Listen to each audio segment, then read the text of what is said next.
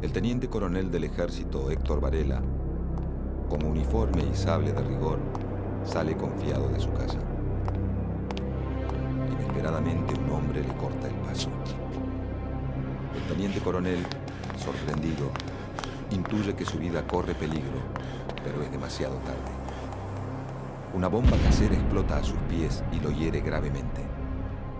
Con las piernas lastimadas, mientras se sostiene de un árbol, intenta desenvainar su sable, pero el agresor, también herido por la explosión, le dispara 5 veces.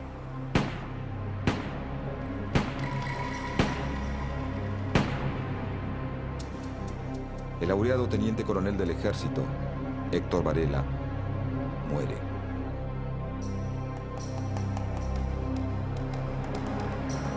Su asesino es detenido a solo 2 cuadras sin oponer resistencia. Es un anarquista alemán y se llama Kurt Wilkens.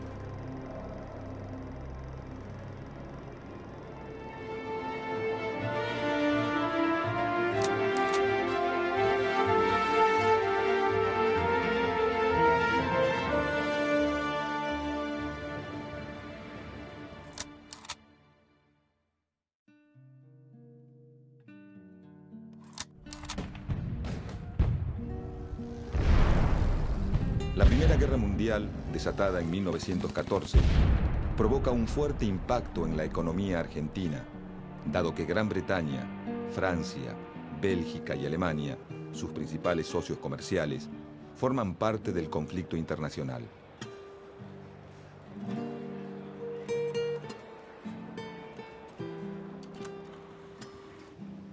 Esta situación frena el ingreso de capitales, disminuye la exportación, reduce la cantidad de barcos que circulan entre Europa y Sudamérica y provoca la escasez de insumos y productos terminados. Para los trabajadores argentinos, la crisis significa escasez de empleo.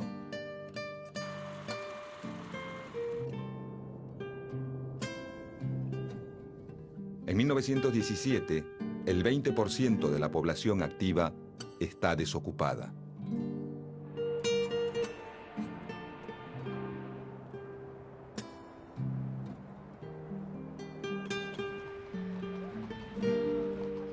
Caen los salarios nominales y la desocupación le quita fuerza a las huelgas como herramienta de lucha y negociación.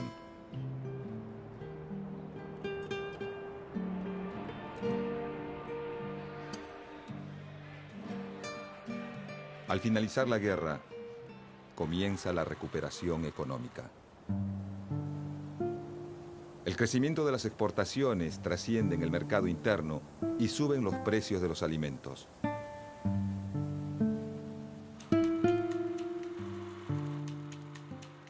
Al mismo tiempo aumenta la demanda de mano de obra y esto mejora la posición de los trabajadores que comienzan a reclamar mejores salarios.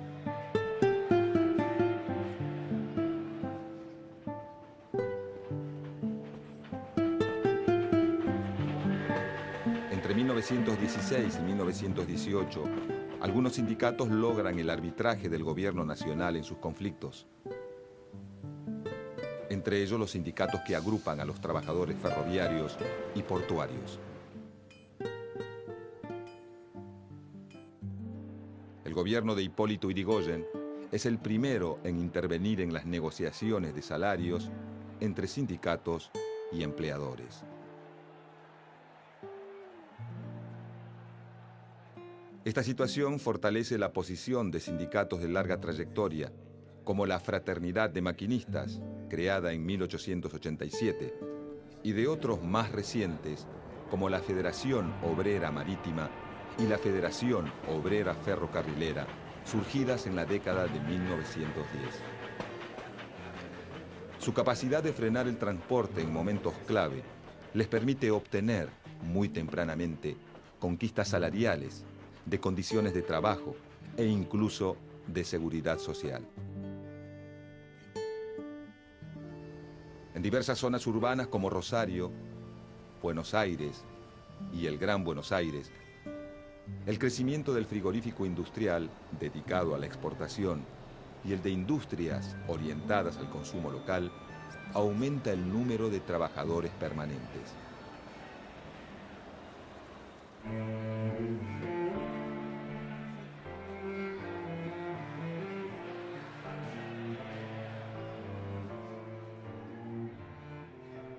La crítica situación generada por la guerra crea en estas industrias una serie de conflictos que fortalecen su organización sindical. A partir de 1917, se suceden huelgas en las que el movimiento obrero reclama mejores salarios y retoma una demanda por la que lucha desde sus orígenes, en la década de 1890. La limitación de la jornada laboral a 8 horas diarias.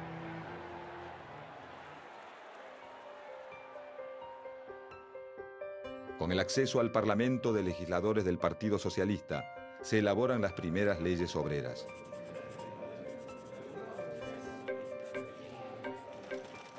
Se sancionan la Ley de Descanso Dominical, la Ley de Regulación del Trabajo Femenino e Infantil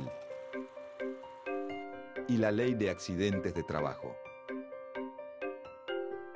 Las nuevas leyes regulan los horarios de trabajo, los días de descanso periódico pago y la licencia por maternidad, que revierte la situación a la que están sometidas las mujeres al momento de ser madres, quienes debían continuar en actividad o bien renunciar o ser despedidas. Los trabajadores de algunas industrias consiguen la jornada laboral de 8 horas, pero recién en 1929 llega a convertirse en ley nacional. El trabajo reglamentado y el contacto con las primeras formas de organización industrial de la producción genera una experiencia particular y un movimiento de sindicalización fuerte. Cuando la guerra llega a su fin, en noviembre de 1918, algunos sectores industriales logran mejoras en sus condiciones de trabajo, pero la situación general de los trabajadores argentinos sigue siendo precaria. Comparativamente, para la misma época, los obreros estadounidenses y europeos trabajan en industrias más consolidadas, forman una clase obrera más numerosa y tienen mayor experiencia de organización. La guerra crea alteraciones en el mercado de trabajo. Los puestos que los hombres dejan vacantes son ocupados por las mujeres. En la posguerra, se satura el mercado laboral y aumenta la desocupación.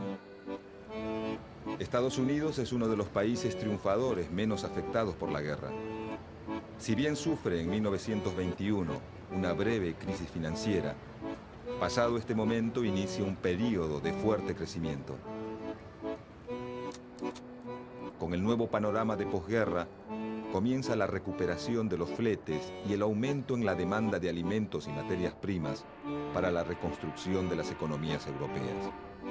Además, se reactivan las exportaciones y los intercambios.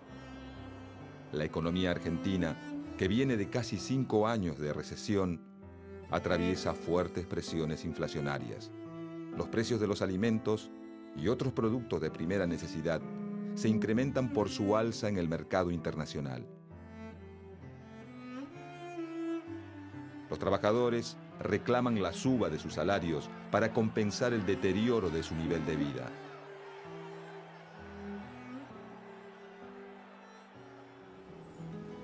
Con la llegada de la primavera en 1918 y el comienzo de la temporada de cosecha, en el campo pampeano se produce un aumento de la demanda laboral y una migración de obreros que se trasladan de la ciudad al campo en busca de empleo.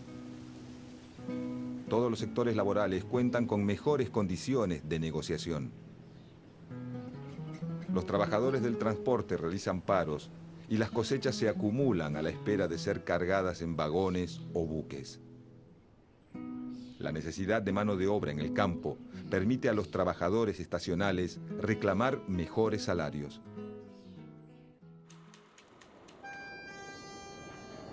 La migración de la ciudad al campo mejora la posición negociadora de los trabajadores urbanos. El gobierno de Hipólito Yrigoyen inicia una nueva forma de vinculación con los obreros a través de la mediación en los conflictos laborales, aunque está lejos de apoyar a todos los trabajadores. Los más beneficiados son los nucleados en organizaciones de tendencia sindicalista, pertenecientes a los sectores más fuertes de la economía, como los ferroviarios o los portuarios. Los sindicatos cercanos al Partido Socialista, principal competidor electoral del radicalismo, reciben menos apoyo. Y ningún tipo de beneficio los anarquistas, que no están dispuestos por principio a negociar con el Estado. Ante esta realidad, en diciembre de 1918, los obreros metalúrgicos de los talleres Bacena inician una huelga.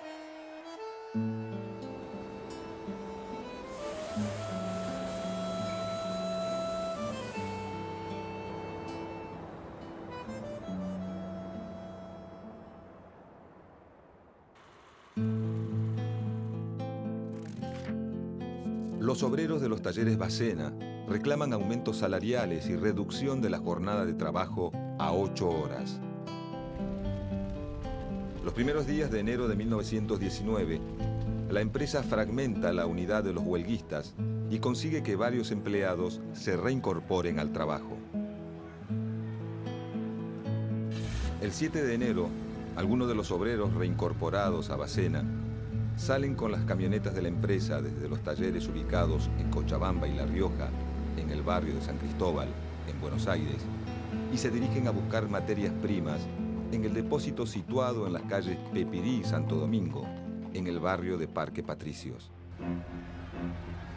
Al llegar a Pepirí y Alcorta, un piquete los exhorta para que abandonen el trabajo.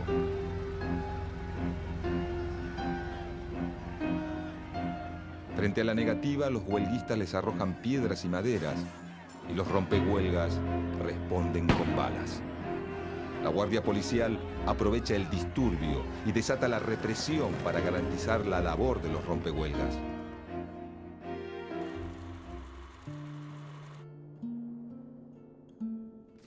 El enfrentamiento deja 3 heridos en las fuerzas represivas y entre los obreros 4 muertos y 30 heridos, algunos de los cuales fallecen más tarde.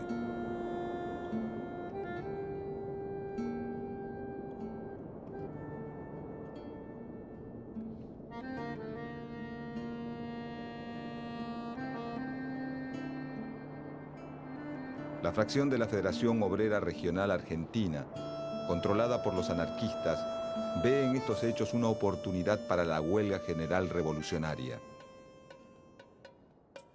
Convoca el paro para el 9 de enero y organiza distintas formas de acción insurreccional.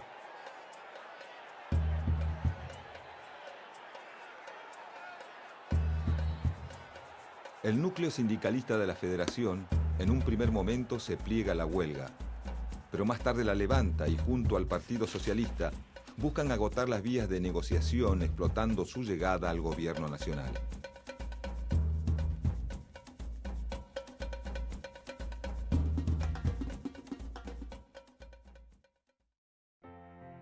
El 9 de enero se dispone también como fecha para sepultar a las víctimas.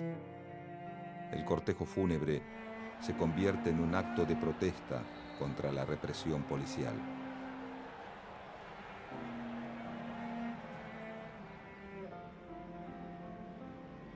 Desde el barrio de Nueva Pompeya y hasta Chacarita se producen choques con la policía.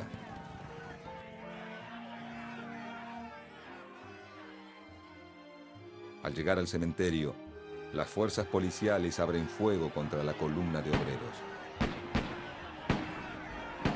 Mientras tanto, en la planta de Bacena se cierra el acceso. Se forman piquetes de huelga y se instalan barricadas en distintas calles cercanas: San Juan, Cochabamba, Urquiza, La Rioja.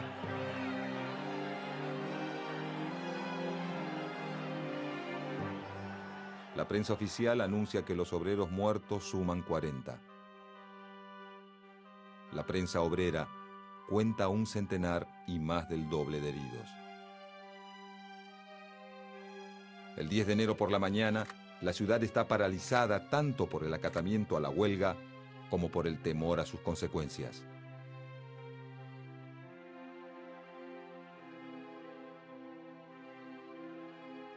Los enfrentamientos, choques, piquetes y barricadas se multiplican en los barrios obreros de Once, San Cristóbal, Parque Patricios y Boedo.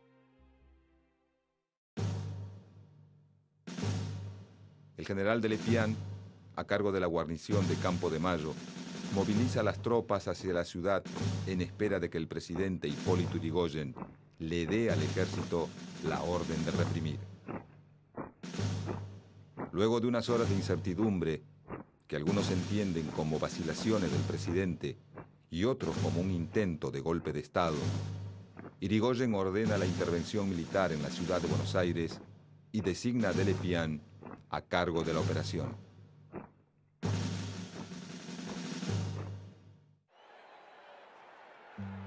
En la ciudad están movilizadas tanto las distintas tendencias de organizaciones obreras como las asociaciones patronales y los grupos reunidos en su apoyo.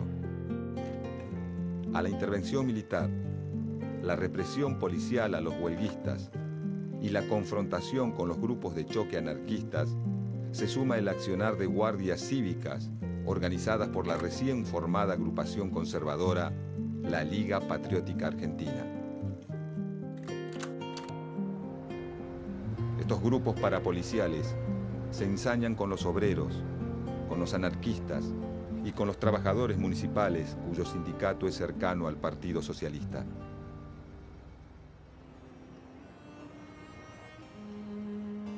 Las fuerzas represoras despliegan sus ataques, particularmente en los barrios donde se concentra la colectividad judía, como Once y Villa Crespo, por considerarlos rusos y por eso sospechosos de revolucionarios.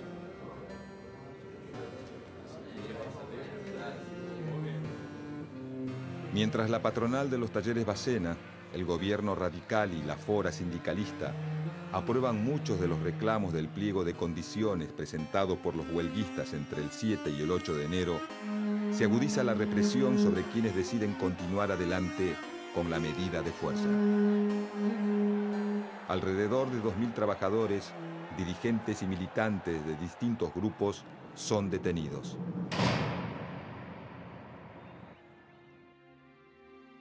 Las acciones organizadas por los obreros más radicalizados continúan por 3 días hasta el 13 de enero.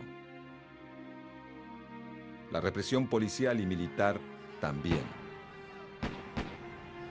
La Semana Trágica no es la primera confrontación entre trabajadores y patrones, ni la única durante este año, pero sí una de las más sangrientas. Los reclamos a lo largo de todo el territorio nacional no se detienen.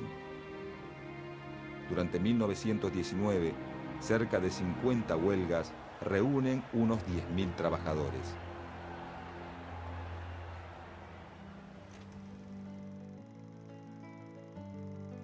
Los conflictos no se limitan al sector del transporte ni al urbano. Emergen también las huelgas entre los asalariados del sector rural. En la región chaqueña se desata un conflicto en La Forestal, una empresa de capital británico dedicada a la explotación de bosques de quebracho. La compañía controla los ferrocarriles y la totalidad de los inmuebles en los pueblos fundados en torno a los obrajes, aserraderos y fábricas de tanino. Su vasto territorio comprende el norte de Santa Fe, buena parte del Chaco y algunas zonas de Salta y Corrientes. La explotación de los obreros y contratistas es brutal.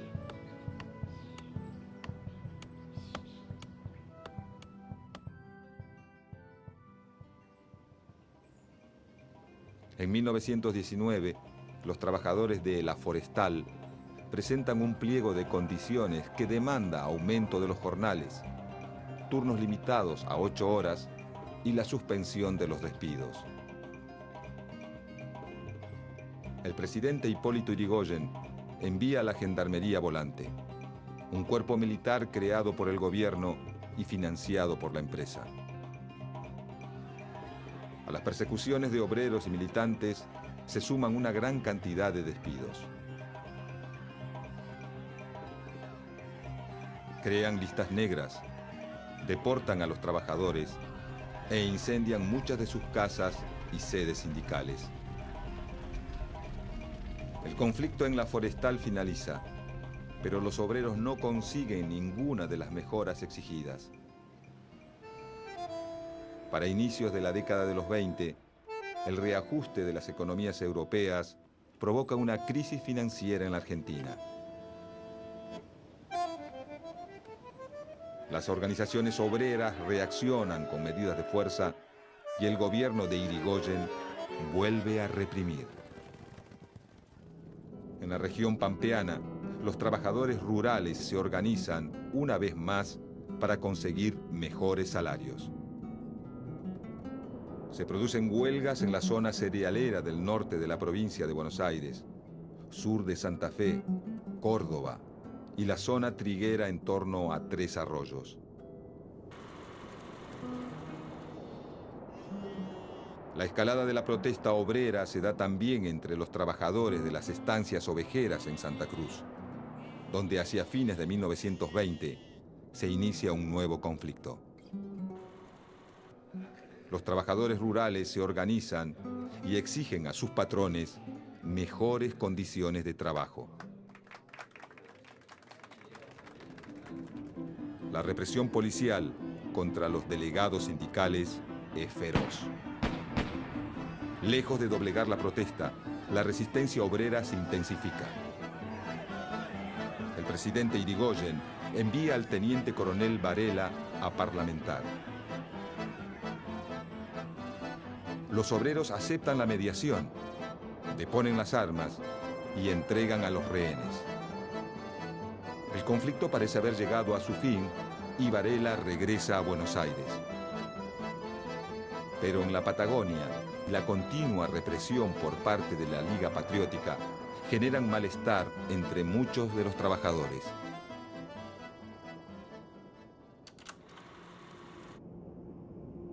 En agosto de 1921, deciden ir nuevamente a la huelga. Los obreros más intransigentes toman rehenes, saquean y queman estancias.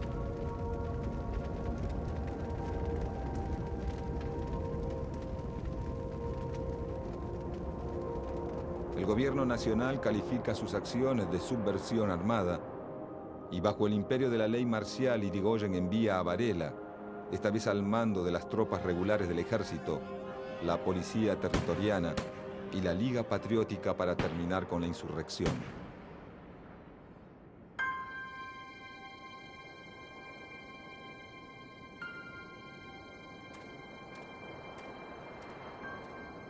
Las tres fuerzas reprimen, torturan, encarcelan y fusilan a los grupos de obreros que se entregan sin resistir, a los militantes más rebeldes y a cualquier sospechoso de tener simpatías anarquistas.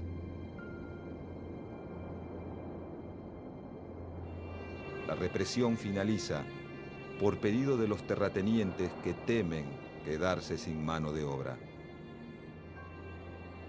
El gobierno recibe con honores al teniente coronel Varela, responsable de las acciones en la llamada Patagonia Trágica, con más de 1.500 obreros muertos y 600 detenidos y torturados. Quienes quedan en libertad sufren como represalia la reducción de sus salarios en un 50%. Hacia 1922, la recuperación de la economía argentina apoyada en la mejora del mercado internacional reduce las tensiones. Aumenta la demanda de trabajo y se recupera el flujo inmigratorio para mano de obra perdido a principios de siglo. Los sindicatos, para conseguir mejoras laborales, cambian de estrategia y despliegan tácticas de negociación más que de confrontación.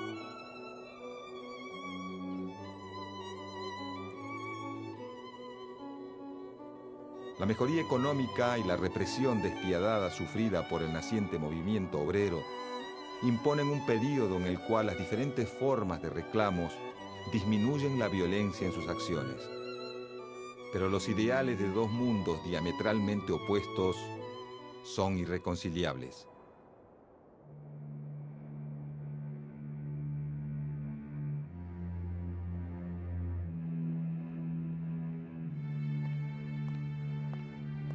El teniente coronel del ejército, Héctor Varela, sale confiado de su casa. Inesperadamente, un hombre le corta el paso y le arroja una bomba casera que explota a sus pies y lo hiere gravemente. Con las piernas lastimadas, mientras se sostiene de un árbol, intenta desenvainar su sable. Pero el agresor, también herido por la explosión, le dispara 5 veces.